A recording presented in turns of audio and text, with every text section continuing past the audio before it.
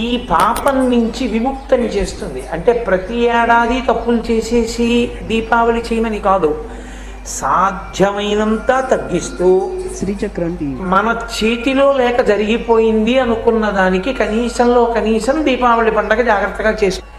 కాబట్టి దీపావళి పండగ నాడు ఏమవుతుంది అని అడిగారు. ఈ రెండూ జరగాలి అంటే తైలే లక్ష్మి జలే గంగా దీపావళి తిథౌ వసేత్ అలక్ష్మీ పరిహారార్థం తైలాభ్యంగో విధీయతే అని. తైలే లక్ష్మి, ఆ ఒక్కరోజు నూనెలోకి లక్ష్మీదేవి ప్రవేశిస్తుంది. నూనెలో లక్ష్మి ఉండదు అసలు, కానీ ఆ ఒక్క తిథి నాడు నువ్వుల నూనెలోనికి లక్ష్మీదేవి ప్రవేశిస్తుంది. అందుకే దీపావళి తిథి నాడు దీపం పెట్టడము అంటే ప్రదోష వేళ దాటిపోయిన తర్వాత